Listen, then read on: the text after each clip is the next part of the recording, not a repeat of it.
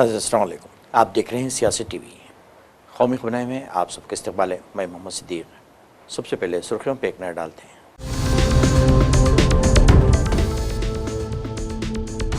RSS मुल्क को मजहबी ज़ात और सूबे के नाम पर बांटना चाहती है, राहुल गांधी का खिताब।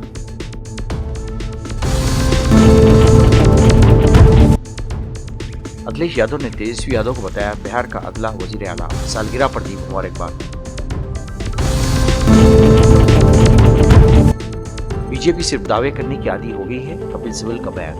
बिहार की नीतीश सरकार को भी बनाया तनकीद का निशाना।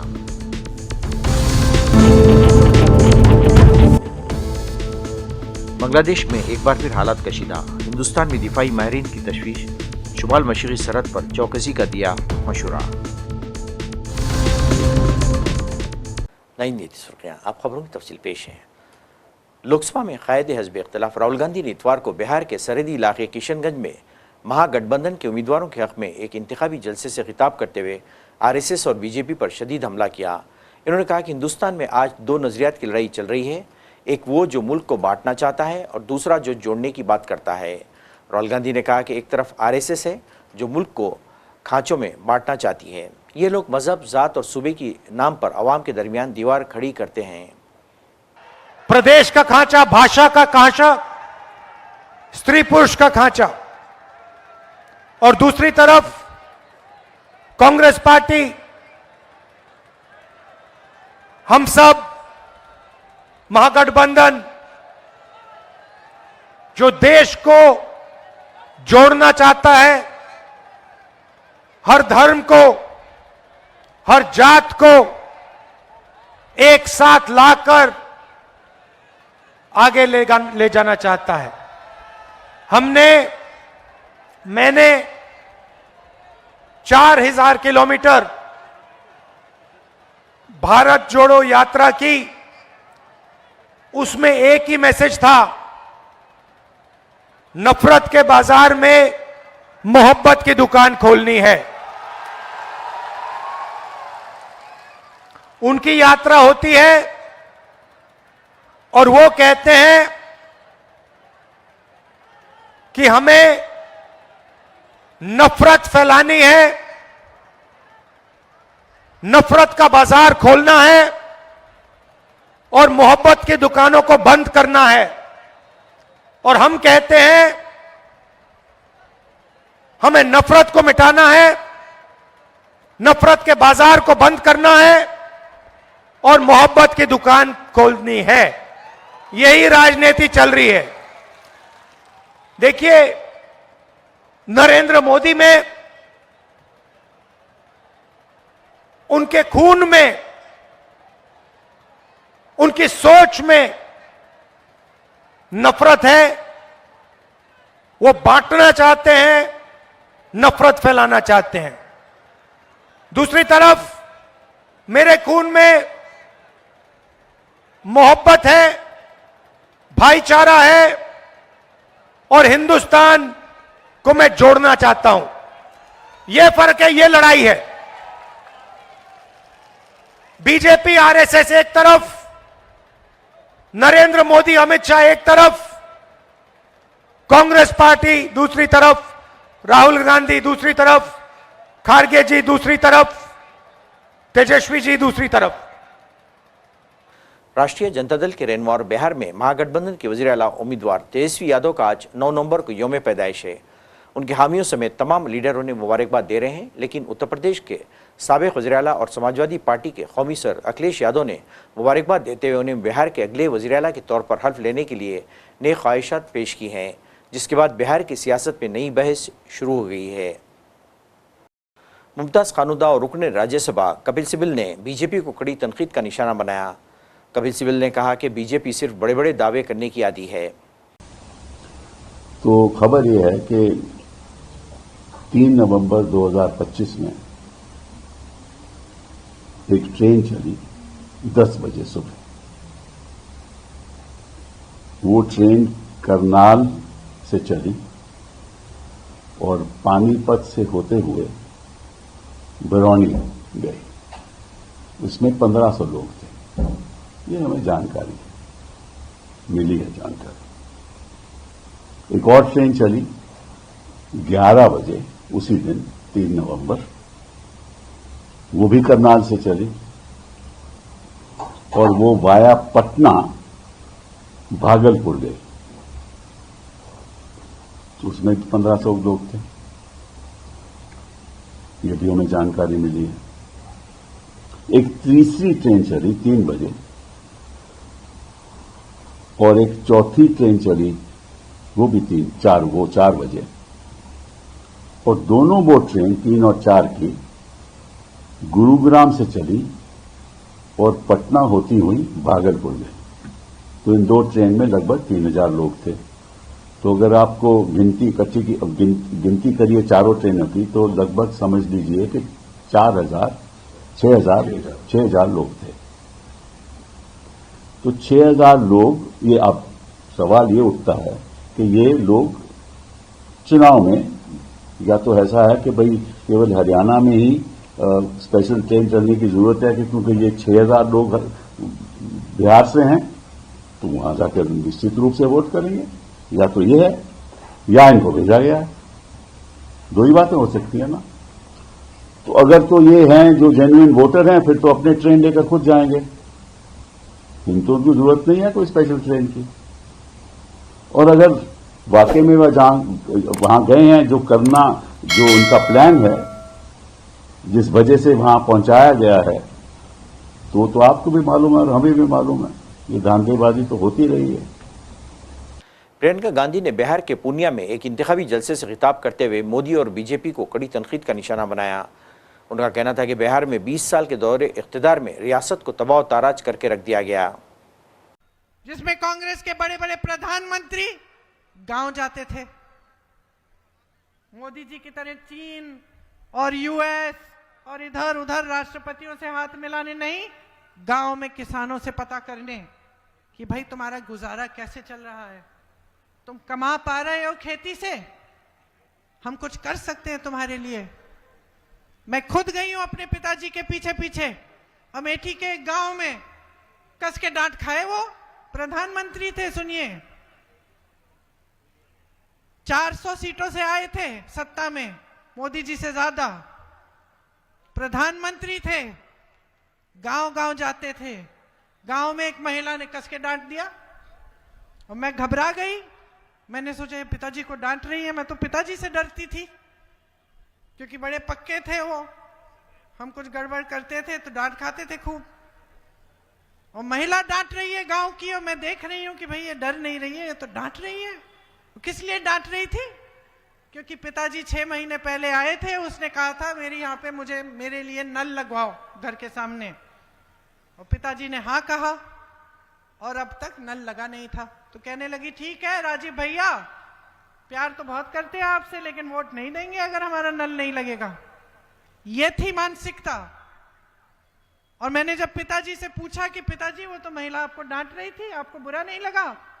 तो पिताजी ने कहा कि ये मेरा कर्तव्य है बेटी, और अच्छा लगा कि मुझे डांट पड़ी, क्योंकि इसका मतलब है कि इस महिला को अपने अधिकारों की समझ है, कि ये महिला समझ रही है कि ये सरकार, ये मंत्री, ये सांसद, ये प्रधानमंत्री उसके लिए काम करते हैं, वो समझ रही है। तो ये अच्छी बात है बेटा, इसमें घबराने की कोई बात नहीं है। ये एक समय की मानसिकता थी। ये मानसिकता महात्मा गांधी जी ने कांग्रेस पार्टी के हर एक नेता के मन में, व्यवहार में डाली। ये मानसिकता ही इस देश की राजनीति की नींव थी।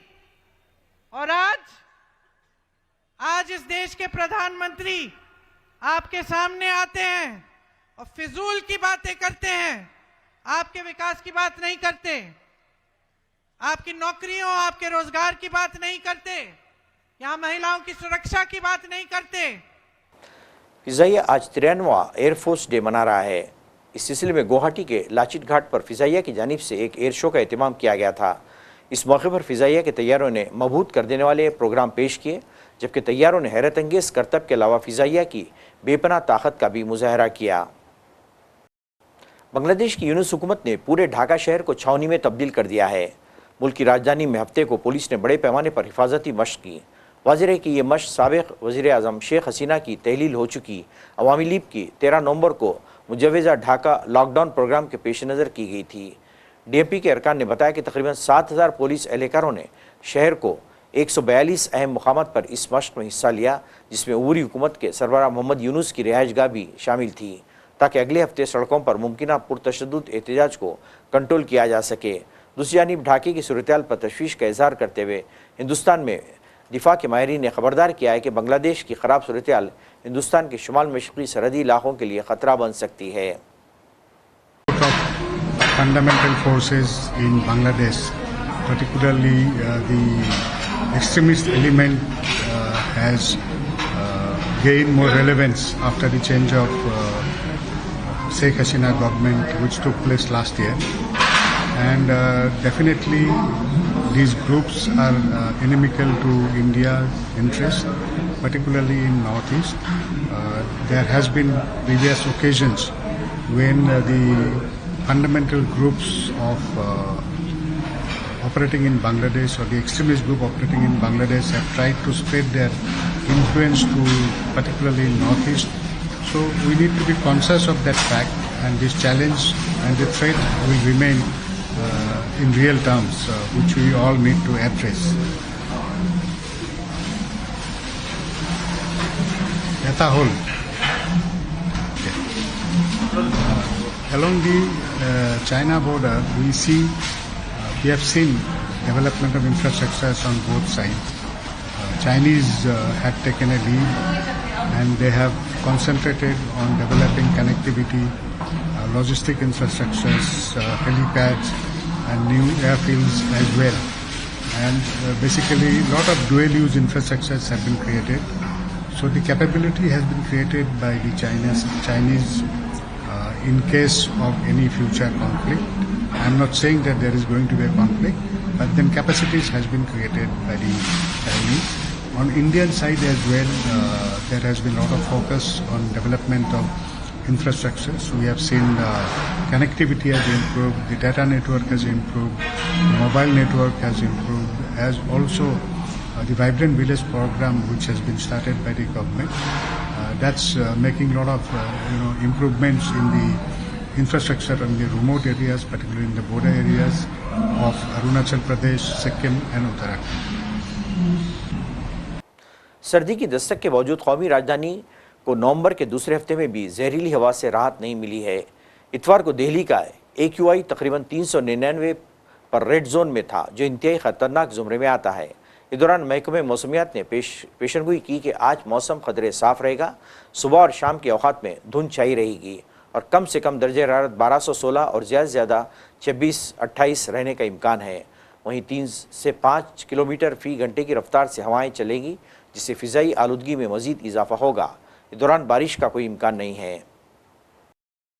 सर जमहूरिया द्रौपदी मुर्मू और वज़ीर-ए-आज़म मोदी ने इतवार को उत्तराखंड के यौम तासीस की 25वीं सालगिरह के मौके पर रियासत के लोगों को दिली मुबारकबाद पेश की और नए ख्वाहिशात का इजहार किया। आज अपने मुबारकबादी पैगाम में मोहतरम मुर्मू ने एक्स पर लिखा, रियासत के क़याम की सिल्वर जुबली की तारीखी मौके पर उत्तराखंड के तमाम बाशिंदों को दिली मुबारकबाद और नए ख्वाहिशात पेश करती हूँ। हमारे मुल्क के शानदार रूहानी और सकाफती सफ़र के दौरान उत्तराखंड के खित्ते का ताउन बेमिसाल रहा है। गुज़श्ता 25 बरसों के दौरान रियासत के मेहनती और शाइस्ता लोगों ने जदीद तरक्की की नई जहतें पैदा की हैं। मैं उत्तराखंड के तमाम बाशिंदों को रोशन मुस्तकबिल की ख्वाहिश जाहिर करती हूँ। गुजरात में ATS ने 3 इंतहापसंदों को गिरफ्तार करने में कामयाबी हासिल कर ली है। ATS ने उन्हें हथियारों के साथ रंगे हाथों गिरफ्तार किया है। उन्हें इस वक्त हिरासत में लिया गया जबकि वो हथियार वसूल कर रहे थे। मिली थी कि हैदराबाद का रहने वाला एक आदमी जिसका नाम सैयद अहमद मोहिउद्दीन है, ये देश में आतंकवादी घटना को अंजाम देने के लिए कुछ कार्रवाइयां कर रहा है और इसी के कॉन्स्पिरेसी के भाग के तहत ये गुजरात अहमदाबाद भी आने वाला है। इस इंफॉर्मेशन को सीनियर अधिकारियों के साथ शेयर किया गया, काफी टीम्स बनाई गई, टेक्निकल एनालिसिस किया गया, इसके ह्यूमन इंटेलिजेंस को भी डेवलप किया गया और जाना गया कि ये आदमी जो है इसकी मूवमेंट अहमदाबाद में ही लोकेट हो रही है। जो अलग अलग टीमें बनाई गई थी उनमें से इस आरोपी को अडालज के पास जो टोल नाका है इस पे वॉच रखी गई क्योंकि इसका मूवमेंट उस साइड में आ रहा था। वॉच के आधार पर एक आंध्र प्रदेश नंबर की एक गाड़ी वहां से गुजरती हुई मिली, उसको रोका गया, चेक किया गया तो इसमें जो इन्फॉर्मेशन वाला आदमी है सैयद अहमद मोहिउद्दीन, ये हमें मिल गया। इसको चेक किया गया, सरकारी विटनेसेस के सामने इसकी सर्च की गई, तो इसके पास में एक बैग मिला जिसके अंदर एक बॉक्स में अच्छे से रैप किए हुए एक डब्बे के अंदर 3 वेपन मिल गए। ये 2 ग्लॉक थी, साथ में एक बेरेटा पिस्टल है और साथ में 30 राउंड है। इसके साथ साथ एक प्लास्टिक के डब्बे के अंदर लगभग 4 किलो कैस्टर ऑयल भी मिला। इस सैयद अहमद मोहिउद्दीन को एटीएस ऑफिस ला करके डिटेल्ड इंट्रोगेशन किया गया। इसके फोन में भी बहुत सारी चीजें मिली गई, इसके बारे में पूछा गया, इसके इतिहास को जाना गया। तो जो डिटेल्स मिली वो ऐसी थी कि सैयद जो है वो बेसिकली लगभग 35-36 साल की उम्र का एक व्यक्ति है जिसने चाइना से एमबीबीएस किया है। ये काफी पढ़ा लिखा है, काफी रेडिकल मेंटेलिटी है इसकी। ये भारत में मोटे प्रमाण में मतलब बड़ी लोगों को नुकसान पहुंचा पाए इस तरह की आतंकवादी घटना को अंजाम देना चाहता था। इसके लिए बहुत सारे फॉरेनर्स के कांटेक्ट में था। अभी जिस व्यक्ति के साथ इसका सबसे ज्यादा लाइव कम्युनिकेशन था वो एक अब्बू खदीजा नाम से एक टेलीग्राम आईडी थी जिसके साथ एक कांटेक्ट में था, जिसे अपना आमिर मानता था। अब्बू खदीजा जो है वो आईएसकेपी का हो सकता है, ऐसा इसका मानना है।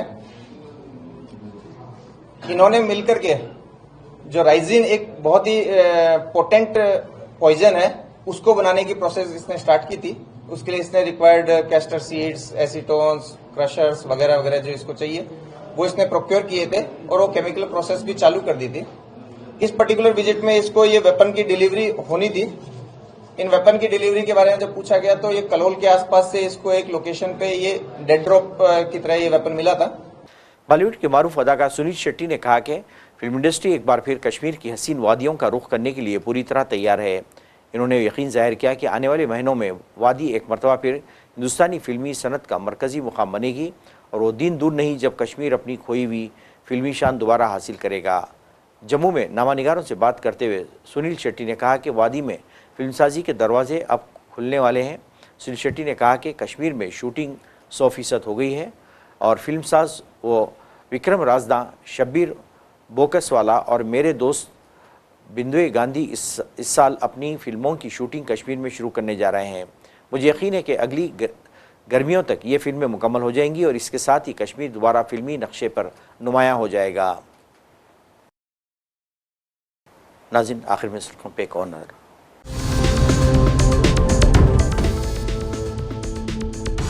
आरएसएस मुल्क को मजहबी ज़ात और सूबे के नाम पर बांटना चाहती है, राहुल गांधी का खिताब।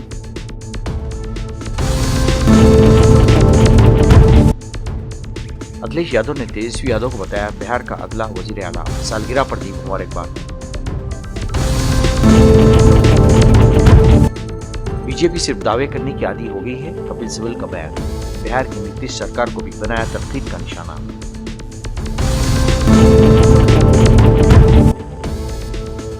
बांग्लादेश में एक बार फिर हालात कशीदा, हिंदुस्तान में दिफाई माहिरीन की तशवीश, शुमाल मशरक़ी सरहद पर चौकसी का दिया मशवरा। इसके साथ ही कौमी खबरनामा खत्म होता है। मुझे और सारी सियासत की टीम को इजाज़त दें। अल्लाह हाफ़िज़।